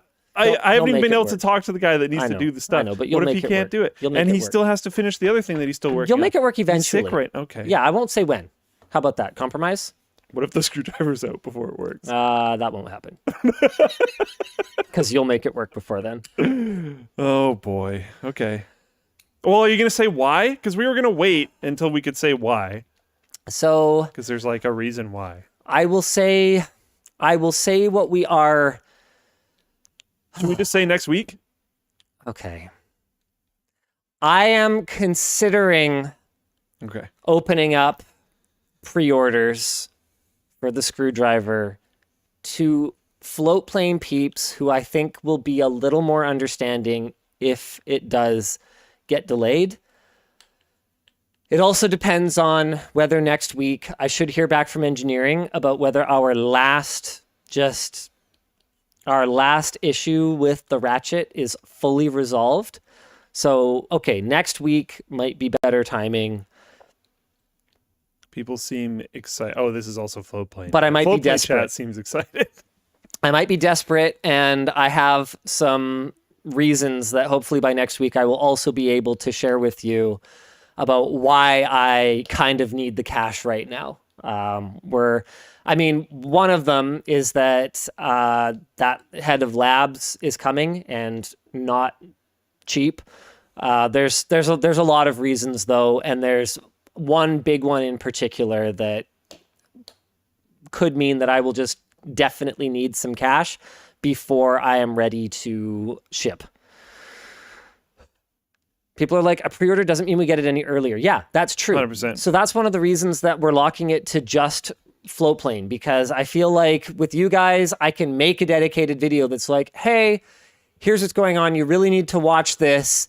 I can trust you guys to actually watch it and listen thoroughly and nicely educate each other if someone didn't get the memo. Whereas if we just open it up broadly, I feel like we could create a bunch of customer support issues and stuff like that. We're also trying to figure out how to like make it so that if you do buy the screwdriver, you get like a month or two free on Floatplane or something. Yeah, some kind of benefit. But yeah, there's some technical hurdles there, and at least one of the people that would need to work on it is currently slammed working on other stuff and is also sick right now, so he's actually not working on anything. So yeah, it's not going to happen right away. These guys are all like, backpack as well. Here's a problem with the backpack.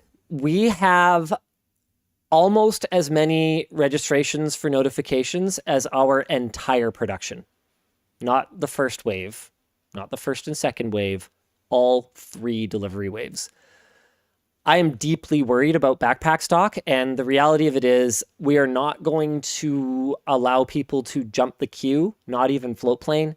So people who have signed up for notifications, I'm less worried about it with Screwdriver, though, in fairness, I don't know if you know these numbers. I heard them a bit ago, but I haven't heard updates from them. Interest in them has been extremely high. Nick sends me updates every few days because he's just like, freaking what? The last update he sent me is... Oh, where is it? Come on, Nick Light. We were chatting so much last night that it's a bit of a problem. Yeah, here we go. So we're sitting at over 20,000 for backpack, like somewhere between 20 and 25,000. We have 30,000 backpacks coming, so that's a problem. And for Screwdriver, we're sitting between 35,000 and 40,000. The only reason I'm not concerned about Screwdriver is that we have a lot more inventory and our manufacturing capacity is higher. Right. So if we have to ramp, we can ramp. It'll take time, but we can ramp. So I don't want to let anyone jump the queue. The best thing to do for the backpack is get on that notification list if you haven't already. But for Screwdriver, I think we could open it up for Floatplane to pre-order.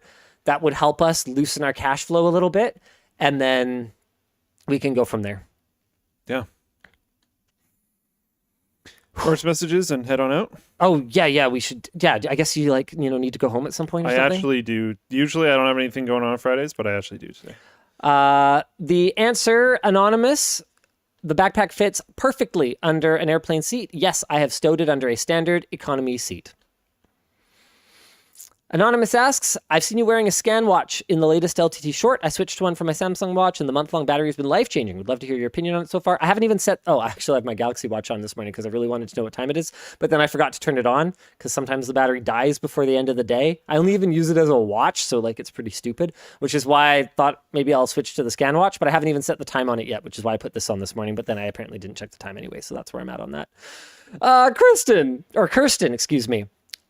I'm trying to create a new machine that doubles both as a NAS and as a Windows PC as a media machine. Any recommendations on software? Is Unraid still the best choice for this? Unraid is definitely still the easiest choice for that. That's probably the route that I would go for that. Bear in mind that your hardware configuration is going to matter a lot.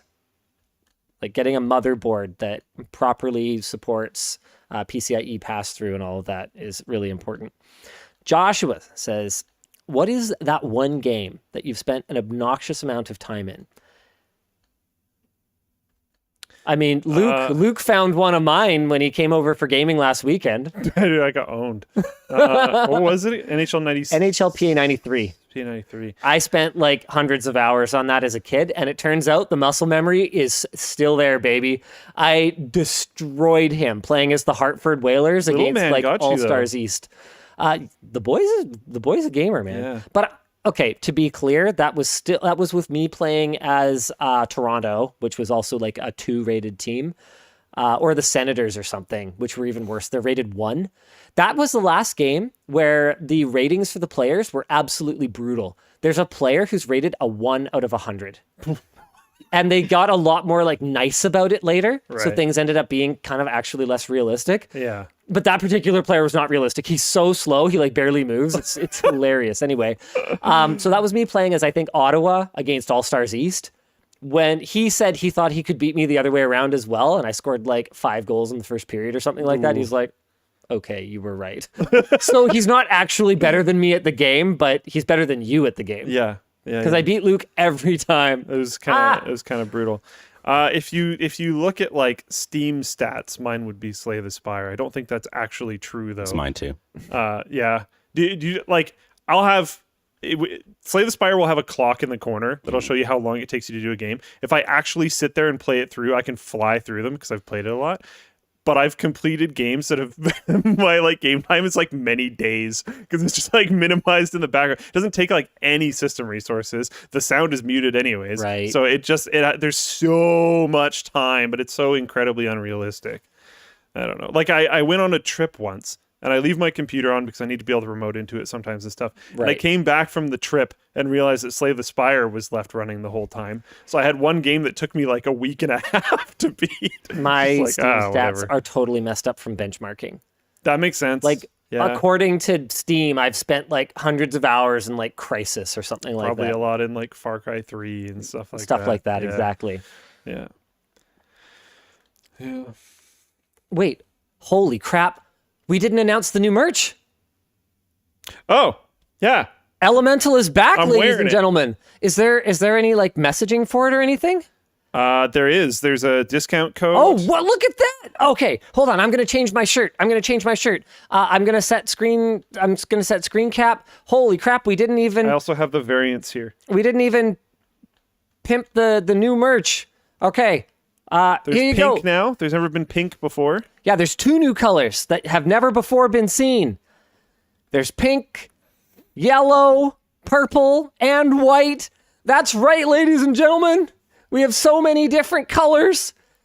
So much room for color activities.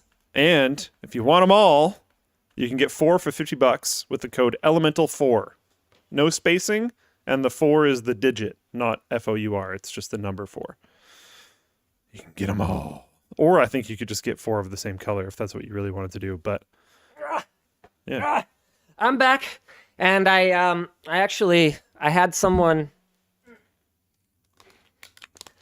on the pre-show stream notice that you were wearing an Elemental, and they were like, isn't that shirt that you guys said was a huge failure and like didn't sell, and why are you wearing it? And the answer is because people absolutely love Elemental when it's 4 for $50, because $13 each for the same quality tees as all of our other shirts, just with like the Elemental design, is a great freaking deal. So every time we run the Elemental promo, people love it. So I actually am super into it because we don't lose money. We just don't make money at that price. So you only live once, right, ladies and gentlemen? Each time that we've done it, this is the 3rd wave now, we've kept the best-selling colors of the previous wave and introduced 2 new ones, 2 new designs. So Lloyd did up the 2 new ones. Guys, go check them out. We should have lots of stock because we're ready for you guys to absolutely crush the site on this one. Elemental shirts, they're back. Johnny Iron asks, are the Elemental shirts printed on the LTT blanks or still the AA shirts? The answer is American Apparel. So LTT blanks in black are coming, but we did a pretty conservative first order on them because you never know, right? Even if you get really great samples, maybe they're golden samples, maybe the production quality is not great. So we were pretty conservative. Now that we've seen them and we've seen the community's reaction, they're coming. They're absolutely coming. Big time, but they're not here yet. So these are American Apparel. Yeah. Cool. More merch messages? Yeah, for sure. Oh, we should have Belle read them. Right. So our producer's actually participating in the show. Belle, hit me. Hello, I'm back. Good. Would you ever consider using a game engine like Unity or Unreal as a part of your benchmarking? I'm an indie dev and thought it might be useful. That's from Noah. We would, but the issue that we have around that is that it's a very niche use case, and until recently, we didn't have anyone with any experience in that field, so that's been an obstacle. Mason asks, who's the most talented gamer you've ever gamed with? I thought this was interesting because we've done videos with a lot of Twitch streamers. Yeah, I mean, Corey and Shroud. Like, Yeah. Luke wasn't there for that. No. So, okay, how about you? That nose dude is definitely up there. He's a ex-Rocket League pro. I don't think he's playing anymore. Skara. Yeah. I never actually gamed with Ammunition, but I did do a video with her. Technically, did I even really game with Corey? I guess not. So Shroud then. You gamed with him? We did a challenge head to head. Okay. Where we tried That to counts? snipe each other across the map. I count that. Yeah, that counts. Yeah. Yep. Yeah. Yep. It's going to be Shroud then. James asks, do you think Valve might incentivize developers to make more games Proton compatible if they offered a less percentage cut of the game on Steam if they support it for an X amount of time after launch? I think Valve could do that. I think Valve will not do that. Yeah. They're not going to kill that golden goose until they are legislatively forced to. Armin asks about the iPad versus Tab S8, but to be more general, how do you feel about the current Android versus iPad tablet space? You know what? For me, tablets are just iPads at this point. I haven't given the latest tab a fair shake though, so I don't want to come out and say that necessarily, but that's where I've been at for a while. Iron Dog asks, what about Fatality Wendell? I've met Jonathan Wendell, but I have never gamed with him. Yeah. I want to make my home smart, and I'm having trouble determining the correct ecosystem. We use iOS phones, but everything else is Windows. I also have plans to install cameras and a NAS. Do you have a recommended ecosystem? I know a lot of you don't like having to rely on a certain ecosystem, but do you have a preference if you did? I couldn't answer this question, which is why I ultimately went Home Assistant, so that I had something to bridge together disparate ecosystems. That's the only answer I was able to come up with. Sorry. Yeah, it seems like there's not really an easy one to choose nowadays. I use Google, but I mean, do you trust big tech? Probably not. There Honestly, you go. don't do any home automation. My place is very small. So I don't really see a need to. Dustin asks, do you guys ever think about showing how to network boot systems from a single image, like in all of your LAN center PCs? That's been on our videos to make list for like 5 or 6 years. We'll do it eventually. It's just, yeah, we really need to do it. We know. And final question here from Cody. My professor finally played a video from TechQuickie in class discussing heat-assisted magnetic recording. Any other cool storage tech you can recommend looking up?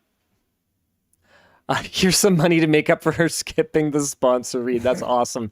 Any other cool storage tech? Man, that's a good question. I think there's stuff coming. Yeah, Hammer's kind of cutting edge for magnetic storage anyway. Yeah. And we got one more merch message from Rachel. Dedicated sound cards gradually became less and less popular because the onboard audio is good enough for most things. Do you think something similar could happen to GPUs in the future? If Apple has their way, it will. Yeah. I mean, even their Studio Mac uses, I mean, it's a big onboard GPU, but it's an onboard GPU. I think that's the future Apple sees. Whether that arrives for gaming in our lifetimes, harder to say. Yeah, the M1 is a great machine. I use it for editing LMG clips instead of my RTX 2080 Super because it is faster for my rendering, and it's just a laptop. That's hilarious. That's crazy. Oh man! Of course, people are spamming merch messages now. We waited to promo the new stuff. I know. Till the end. Oh, sorry guys. Zachary says I'm sending this late, so you'll probably not read it. But will you consider not censoring swearing on Floatplane? I'll consider it, but I don't think we're going to do it. Personally, I just find bleeps more comical anyway. So that's my personal preference, and I am still the God King of Linus Media Group until such time as I am not. There's also a lot of hosts, when they are swearing with the understanding that it is going to be bleeped. Yes. So it's a little like, there's some stuff that hosts wouldn't necessarily want to say if they thought it wasn't being For sure. bleeped. I mean, a lot of people's mothers watch our videos. Yeah. That was Riley's mom, by the way, in the April Fool's video. I was trying to figure out because I was like, that's not your mom. That's not your aunt. So who is this? I was wondering if it was like an actual representative from that popcorn company. Nope. But yeah, that's funny. Oh man, merch messages, guys. They're coming in too hot and too heavy. Ooh. Whatever happened to the gym bag fan idea? We haven't done a gym bag. We should absolutely do one. I totally forgot about it, to be perfectly honest with you. Yeah, matter of time. Okay, we got to cut it off here because Luke has somewhere to go. Yep. Thank you guys very much for tuning into the WAN show. We will see you again next week. Same bad time, same bad channel. We're going to have to push this Ubiquiti topic. Remind us next week. We got to talk about Ubiquiti suing Brian Krebs. It was a big topic for us this week, but we didn't get to it. Yeah. We didn't talk about Sony taking on Game Pass, even though that was one of our highlighted topics. Maybe we'll talk about it next week. It's just like actually 7:30. Yeah, we need to go. Bye. Okay, bye.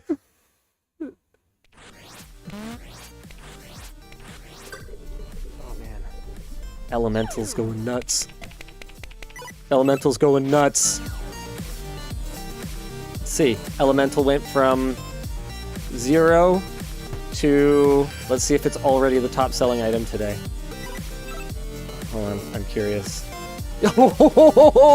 It's not even close. We sold more Elementals than we've given away free sticker packs today, which doesn't even make any sense.